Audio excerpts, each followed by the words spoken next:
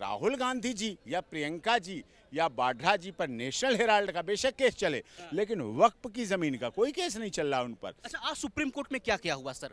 वक्फ कानून के चर्चा के दौरान, बहस के दौरान सुप्रीम कोर्ट में क्या क्या हुआ आज? सुप्रीम कोर्ट ने एक तो सबसे पहले 28 तारीख का समय दिया है काउंटर एफिडेविट भारत सरकार को जवाब दाखिल करने के लिए। 28 से 5 मई तक का समय दिया है कि बीच में आप अपना रिजॉइंडर देना चाहें तो रिजॉइंडर फाइल कर दें, रिजॉइंडर दे देंगे। उसका किया गया है सवाल, वो रखा गया और 5 मई को उस पर सुनवाई के लिए आगे डेट डिसाइड की है। अब तक किसकी जीत हुई वक्फ कानून को लेकर? अब तक सुप्रीम कोर्ट में किसकी जीत हुई? किसकी यथास्थिति बनती हुई दिख रही है?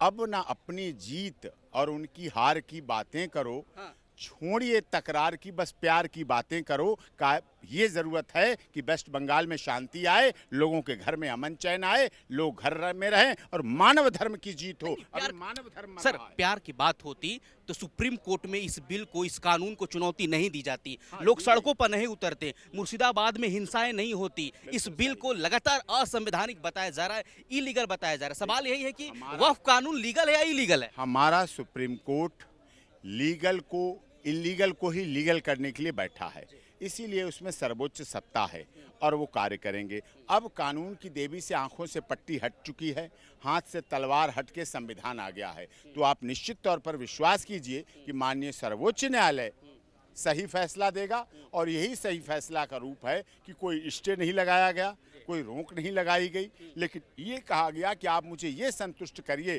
कि जो 3 हिंदू आप इसमें रखना चाहते हैं उनकी रिक्वायरमेंट क्या है, आवश्यकता क्या है और उनकी ज़रूरत क्या है, वो क्यों हो। तो इस पर केंद्र सरकार अपना जवाब देगी, क्योंकि अभी तक कई प्रॉपर्टियां ऐसी हैं जहां खसरा नहीं, खतौनी नहीं, लेखपाल नहीं, इंतखाब नहीं, कानून गो नहीं, कोई कुछ नहीं। जब किसी का कुछ हिसाब किताब एडीएम, तहसीलदार, लेखपाल कुछ नहीं है, उसके बाद भी उन पर कब्जा किया गया। ये चीज़ें आप आई अडानी के अंटालिया पे कह दिया गया, मतलब समझिए आप, तो कुछ भी कह दिया गया जहां कहीं। तो इस तरह से जो ऐसे आरोप प्रत्यारोप होते थे, इनका निराकरण हो, इसलिए आज की महत्वपूर्ण सुनवाई जो कल भी सुनी, और चीफ जस्टिस ऑफ इंडिया ने कल भी कहा कि जो दंगे हो रहे हैं उसका क्या, अगर हम सुन रहे हैं यहाँ तो दंगों का जवाब क्या, आप प्रेशर बनाना चाहते हैं, क्या आप प्रेशर टैक्टिक्स अपनाना चाहते हैं? तो आदरणीय कपिल सिब्बल जी ने कहा भी कि नहीं, हमें नहीं पता कौन प्रेशर बना रहा है और कौन प्रेशर में आ रहा है, उन्होंने साफ कहा।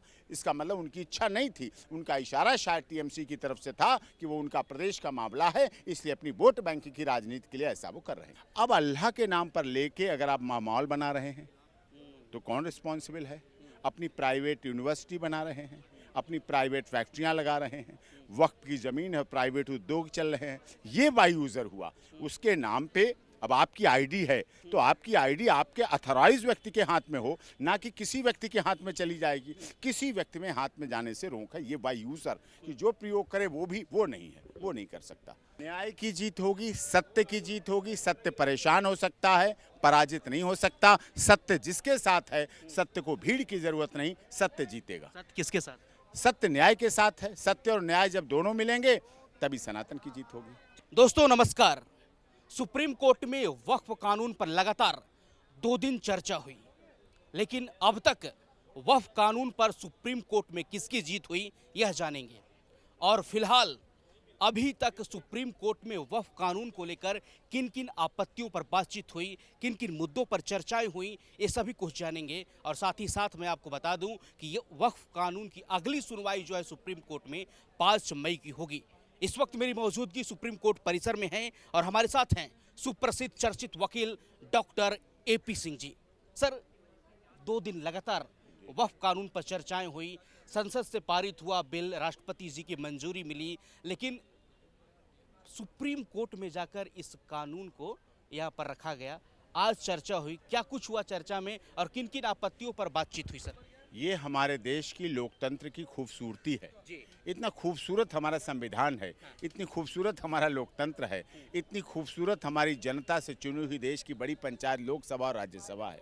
उसमें क्या है, देखिए, जनता के चुने हुए प्रतिनिधि लोकसभा में पहुंचते हैं, नेता प्रतिपक्ष होते हैं। उससे पहले सबको आपत्ति थी कि वक्फ अमेंडमेंट एक्ट बिल चर्चा के लिए भेजा जाए। जेपीसी बनी, जेपीसी के आदरणीय बहुत पुराने सांसद जगदम्बिका पाल जी ने उसमें सब कुछ उसके अध्यक्ष बन के सारा कार्य किया। सब all India Muslim personal law board और सभी ने अपनी खूबी से अपने कार्य को किया इंजाम। उसके बाद वो सदन में लोकसभा में रखा गया। लोकसभा में बहुमत से पास हुआ, जबकि भारतीय जनता पार्टी का गठबंधन ही सरकार में है, अकेले भारतीय जनता पार्टी उसमें नहीं, बहुमत में नहीं। एक बात फिर भी मंजूरी मिली, पास भी हुआ। नेता प्रतिपक्ष राहुल गांधी जी लोकसभा के सदस्य हैं, कांग्रेस के लीडर हैं, प्राचीन कांग्रेस के लीडर हैं। उन्होंने एक शब्द भी वक्फ अमेंडमेंट एक्ट बिल के खिलाफ नहीं कहा, बिल्कुल नहीं कहा। प्रियंका गांधी जी नहीं थी वहाँ, वो बाहर थी, घूम रही थी बाहर, तो इससे उन्हें पता था। राहुल गांधी ने सर वक्फ बिल के विरोध में वोटिंग की सुबह वोटिंग करना अलग विषय है। नेता प्रतिपक्ष केवल वोटिंग के लिए नहीं है, नेता प्रतिपक्ष केवल वोट मांगने के लिए उसे इतनी सुविधाएं नहीं देती। उपनेता ने अपना विचार रखा, गौरव गोगोई ने उन्होंने रखा, लेकिन राहुल गांधी से लोग ज्यादा आशा करते। राहुल गांधी जी को पता है कि ये बिल पास होगा, इस बिल में अच्छाई हैं, ये बिल गरीब, दलित, शोषित, पीड़ित, मजदूर, मजलूम मुसलमानों के हित में है। अब किसी गरीब मुसलमान की और हिंदू की ज़मीन हड़पी नहीं जाएगी, उन्हें पता है। क्योंकि राहुल गांधी जी या प्रियंका जी या वाड्रा जी पर नेशनल हेराल्ड का बेशक केस चले, लेकिन वक्फ की ज़मीन का कोई केस नहीं चल रहा उन पर। अच्छा, आज सुप्रीम कोर्ट में क्या क्या हुआ सर? वक्फ कानून के चर्चा के दौरान, बहस के दौरान सुप्रीम कोर्ट में क्या क्या हुआ आज? सुप्रीम कोर्ट ने एक तो सबसे पहले 28 तारीख का समय दिया है काउंटर एफिडेविट भारत सरकार को जवाब दाखिल करने के लिए। 28 से 5 मई तक का समय दिया है कि बीच में आप अपना रिजॉइंडर देना चाहें तो रिजॉइंडर फाइल कर दें, रिजॉइंडर दे देंगे। उसका किया गया है सवाल, वो रखा गया, और 5 मई को उस पर सुनवाई के लिए आगे डेट डिसाइड की है। अब तक किसकी जीत हुई वक्फ कानून को लेकर? अब तक सुप्रीम कोर्ट में किसकी जीत हुई, किसकी यथास्थिति बनती हुई दिख रही है? अब ना अपनी जीत और उनकी हार की बातें करो, छोड़िए तकरार की, बस प्यार की बातें करो। का ये ज़रूरत है कि वेस्ट बंगाल में शांति आए, लोगों के घर में अमन चैन आए, लोग घर में रहें और मानव धर्म की जीत हो। अगर मानव धर्म सर प्यार की बात होती तो सुप्रीम कोर्ट में इस बिल को, इस कानून को चुनौती नहीं दी जाती, लोग सड़कों पर नहीं उतरते, मुर्शिदाबाद में हिंसाएं नहीं होती। इस बिल को लगातार असंवैधानिक बताया जा रहा है, इलीगल बताया जा रहा है। सवाल यही है कि वक्फ कानून लीगल है या इलीगल है? हमारा सुप्रीम कोर्ट लीगल को इलीगल को ही लीगल करने के लिए बैठा है, इसीलिए उसमें सर्वोच्च सत्ता है और वो कार्य करेंगे। अब कानून की देवी से आंखों से पट्टी हट चुकी है, हाथ से तलवार हट के संविधान आ गया है। तो आप निश्चित तौर पर विश्वास कीजिए कि माननीय सर्वोच्च न्यायालय सही फैसला देगा, और यही सही फैसला का रूप है कि कोई स्टे नहीं लगाया गया, कोई रोक नहीं लगाई गई, लेकिन ये कहा गया कि आप मुझे ये संतुष्ट करिए कि जो 3 हिंदू आप इसमें रखना चाहते हैं, उनकी रिक्वायरमेंट क्या है, आवश्यकता क्या है और उनकी ज़रूरत क्या है, वो क्यों हो। तो इस पर केंद्र सरकार अपना जवाब देगी, क्योंकि अभी तक कई प्रॉपर्टियां ऐसी हैं जहां खसरा नहीं, खतौनी नहीं, लेखपाल नहीं, इंतखाब नहीं, कानून गो नहीं, कोई कुछ नहीं। जब किसी का कुछ हिसाब किताब, एडीएम, तहसीलदार, लेखपाल कुछ नहीं है, उसके बाद भी उन पर कब्जा किया गया।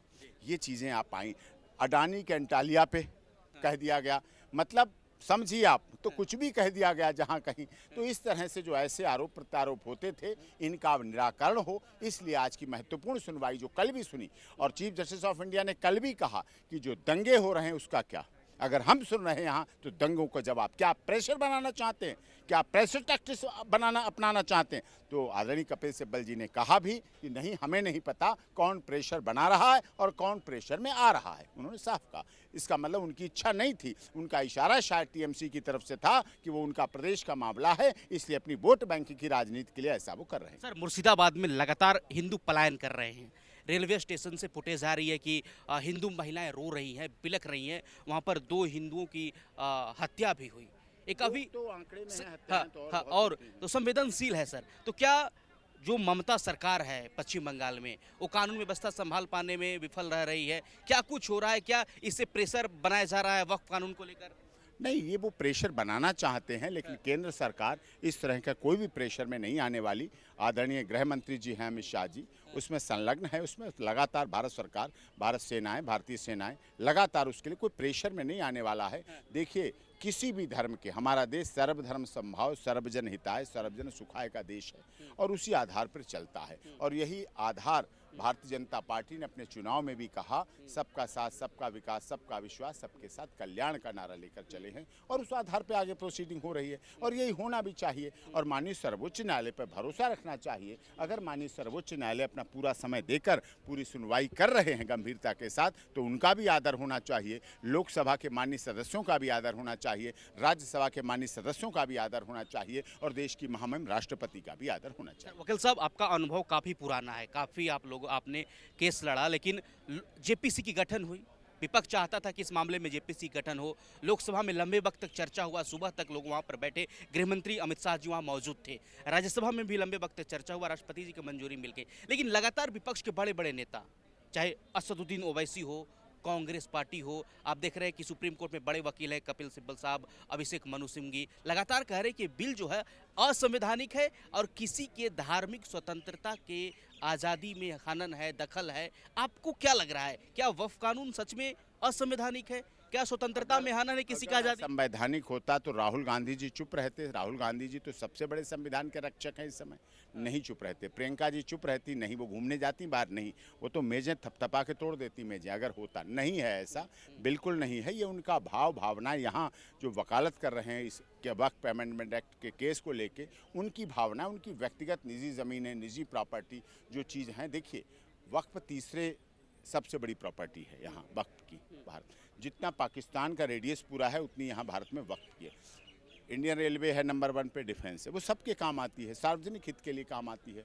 तो उसी तरह वक्फ की प्रॉपर्टी का भी अगर उपयोग आईआईटी कॉलेज सार्वजनिक उपयोगों में होता है, एम्स बने, डिग्री कॉलेज बने, अस्पताल बने, मनोरंजन के स्थल बने, तो सबका लाभ हो, उसमें सबका भला होना चाहिए। उसमें गरीब मुस्लिम भी जाके एक बार देखे तो उसका लाभ तो ले, अभी नहीं ले पा रहा है। अभी केवल जो अमीर और राजनीतिक मुस्लिम हैं वो इसका फ़ायदा ले रहे हैं। अब वो ऐसा नहीं होना चाहिए।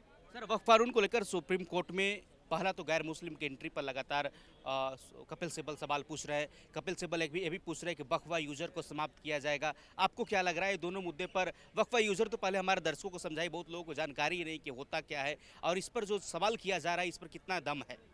वक्फ यूज़र ये होता है जैसे पहले की ज़मीन है। पहले की ज़मीन किसको दे दी गई? वक्फ की मतलब दान होता है। दान किस लिए? अल्लाह के द्वारा, अल्लाह के कार्य के लिए दान, अल्लाह के नाम पर, अल्लाह के नाम पर दान की जाए। जैसे मठ में भगवान के नाम पे चंदा दिया जाता है, चढ़ावा दिया जाता है, माता वैष्णो देवी, अमरनाथ दिया जाता है, ऐसे अल्लाह के नाम पे दे दी गई। अब अल्लाह के नाम पर लेके अगर आप मॉल बना रहे हैं तो कौन रिस्पॉन्सिबल है? अपनी प्राइवेट यूनिवर्सिटी बना रहे हैं, अपनी प्राइवेट फैक्ट्रियां लगा रहे हैं, वक्त की ज़मीन है, प्राइवेट उद्योग चल रहे हैं, ये वाई यूज़र हुआ। उसके नाम पे अब आपकी आईडी है तो आपकी आईडी आपके अथॉराइज व्यक्ति के हाथ में हो, ना कि किसी व्यक्ति के हाथ में चली जाएगी। किसी व्यक्ति में हाथ में जाने से रोक है। ये वाई यूज़र कि जो प्रयोग करे वो नहीं है, वो नहीं कर सकता। मेरा सवाल अंतिम है सर आपसे, जिस तरीके से लगातार विपक्ष इस पर हमलावर है वक्फ कानून को लेकर, तो क्या ये जो वक्फ में संशोधन हुआ वक्फ बोर्ड में, यह मुसलमानों के हित में है या फिर मुसलमानों के खिलाफ है? क्योंकि बहुत सारे सड़क पर मुसलमान उतर गए, बहुत सारे मुस्लिम संगठन सड़कों पर उतर चुके हैं। राजनीतिक मुसलमानों के खिलाफ है जो राजनीति कर रहे हैं, ठीक है। गरीब, दलित, शोषित, पीड़ित, मजदूर, मजलूम मुसलमान जो एक आम मुसलमान है उनके हित में है। और यही हाल 370 और 35 में भी हुआ, उनके हक में हुआ। कश्मीर के लोगों में जो लंदन में रहते थे और कश्मीर की राजनीति करते थे उनके खिलाफ हुआ। ट्रिपल तलाक क्वैश हुआ, लोगों ने विरोध किया। आज महिलाओं के घर में पूछिए जाके, आज महिलाएं ट्रिपल तलाक का रख के झंडा सुरक्षित बैठी हैं। पहले क्या होता था, 2-2 महीने की गर्भवती महिलाएं घर से तलाक बोल के निकाल दी जाती थी। उनका सजा सजाया घर, सजा सजाया ड्राइंग रूम, सजा सजाया बेडरूम, सजी सजाई किचन, चलो जी बाहर। उनके भाइयों पर क्या बीतती थी, उनके पिताओं पर क्या बीतती थी, तो इस बात से वो दुखी थे। तो अब लाभ हुआ है तो उसका सब लाभ हो रहा है। राम मंदिर का मुद्दा वर्षों से पेंडिंग निपट गया।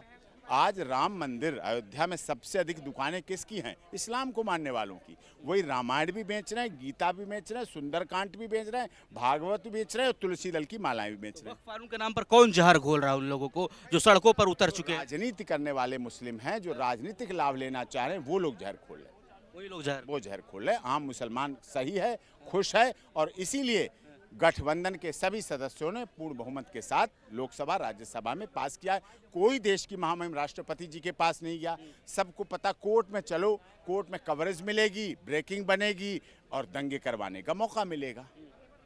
वक्फ कानून पर किसकी जीत होगी? न्याय की जीत होगी, सत्य की जीत होगी। सत्य परेशान हो सकता है, पराजित नहीं हो सकता। सत्य जिसके साथ है, सत्य को भीड़ की जरूरत नहीं, सत्य जीतेगा। सत्य किसके साथ? सत्य न्याय के साथ है। सत्य और न्याय जब दोनों मिलेंगे तभी सनातन की जीत होगी। चलिए बहुत धन्यवाद वकील साहब, आपने अपना बोल समझे। Thank you so much.